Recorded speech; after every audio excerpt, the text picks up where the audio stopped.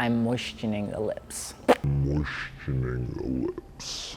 Hey guys, what's going on? It's Alex from Fitment Industries. Today we're going to be talking to you about if coilovers are dead. It seems really aggressive wording and I couldn't think of another way to talk about it, but it's true. We have been talking to you guys about air suspension over the last 6 months. Everybody keeps bringing up if coilovers are dead. Are they gone? Are they dead and gone?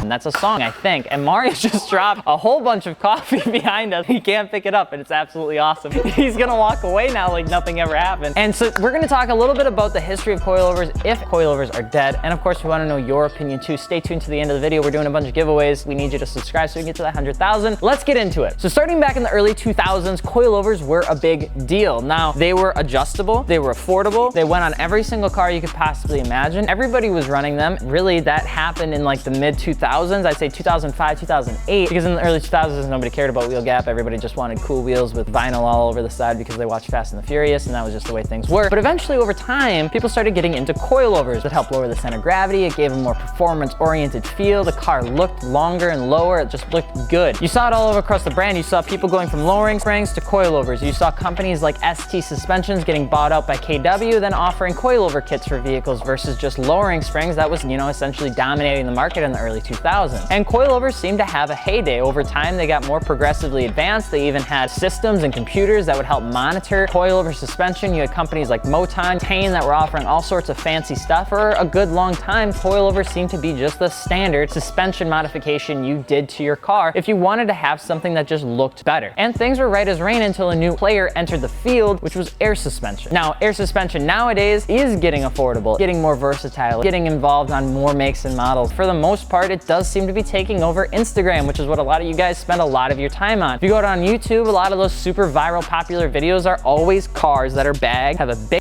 wing, and of course, they're on air suspension. So does that mean coilovers are dead? Well, air suspension back in the day really was started in the 50s. Airlift was one of the first coining companies that got involved with air suspension systems. Not even Airlift knew how popular this component or product was going to become. And it wasn't really until, I would say, the 80s and 90s that it really began to explode in Southern California. So if you guys didn't know, a lot of the aftermarket and domestic scene stemmed from California. It's where most of the companies originated. It's where most of the companies were founded. It's where most of the companies do business in, because that's just where it was. Air suspension really started to get founded under the lowrider and the bagged mini trucks and things like that back in the early 90s and late 80s. A lot of people were taking their S10s and all those little trucks and they're slamming them onto the ground. They're doing the same thing with lowriders, especially the fact that when they switched from hydraulic systems to air suspension systems because they wanted something that would scrape the ground, which is still, I think, probably one of the coolest ways you can build a car in the history of the world. Over time, that modification and that style eventually leaked into the normal car community. You had people seeing these lowered trucks, these lowered S10s, and saying, I really want to have that in my car. And over time, you had companies like Airlift create complete kits like struts and management and wiring and hoses and all that sort of stuff so that you could throw it into the car and just make it work. You had other companies like AccuAir that actually had to develop their own management system for their own personal project because what was out there already existing didn't do what they wanted to do. And over time, AccuAir began to get launched and to become this super cool company that does all sorts of fancy stuff. You had D2 offer struts for different cars that didn't have any options through AccuAir or Airlift. So you had all these different companies coming in and filling a hole, and all seemed to do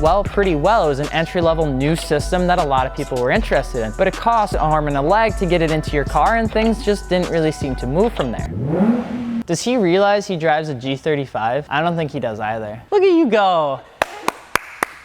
I'm so proud of you. But here you had a couple different problems. There were companies like AccuAir that only had around 1,000 kits installed on vehicles pretty much everywhere. You had companies like Airlift that really didn't have the tech needed to get all of these kits added so that they could actually start selling things. And of course, at the same time, it was insanely expensive to get air suspension in your car. But here's what happens over time. When people want something and there are companies entering a market, you have this weird thing called competition. And over time, this competition helps drive stuff down or up, and it usually ends up helping the consumer like you and me. So over time, Airlift started to get those kits added to their website, and companies like AccuAir really decided to start selling a whole bunch of E-level systems, and everything was going right as rain because people really wanted it to. And over time, the price of air suspension started to drop. And now you have companies like Airlift that are offering 3S solutions that are like $700. I mean, it's just air suspension is where coilovers were probably about 13 years ago. So a lot of people are thinking that coilovers are going to die because air suspension is on the same exact trajectory as coilovers coilovers were when you compared it to lowering springs. There's a couple things that are wrong with that accusation. First and foremost, coilovers are a completely different style of suspension system as air suspension. And now air suspension is trying to get on the track. They're trying to get involved and say that you can track on air suspension, and you can. In the right hands, anybody's gonna be able to take air suspension and coilovers and do almost the same exact thing. But if you're gonna compare that to a normal Joe or a normal Jane, that's probably not the case. Coilovers have a very different style and purpose than air suspension does. Coilovers are intended for one purpose and one purpose only, and for a lot of it, it is for function. When you look at air suspension, it's primarily for form and for looks. Now you can put it in the right hands and get some function out of it, and over time, I'm sure you're gonna see air suspension systems offer more performance-oriented air solutions, and you do see companies like Airlift offering performance struts, which is super cool, and we love when people pick up a set of air suspension components from us, which is awesome, but at the same time, we don't like hearing when people say that coilovers are dead, because they're not. We even posted it on Instagram to see what you guys ran, and like 78% of you said coilovers, which still makes me think that air suspension has quite a long ways to go. Air suspension is a super cool system, and it allows for people to do some really crazy stuff with their car, and in my mind, air suspension cars are still probably one of the coolest cars to look at. There's just something nice about going to SEMA and seeing the widest car you could possibly imagine on the biggest wheels you could possibly imagine on the ground. I mean, it's just a thing that everybody likes right now, and that's okay. But coilovers aren't going anywhere. In terms of cost, you can pick up a set of Tane coilovers. You could probably pick up like 6 sets before you would get to an Airlift coilover 3-piece system. Not a lot of people are ready to make that jump into the suspension system game yet, and for a lot of people, they don't need to. Coilovers still solve a lot of their problems, and it gets what they want done. So what do you think? Do you think coilovers are dead? Do you think air suspension is gonna have a good time in the next coming years, or do you think it's a fad that's gonna pass away? Drop a comment below and let us know what you would like us to see, and of course, we are doing a giveaway, so all you need to do is subscribe, and then of course, follow us on Instagram. It's at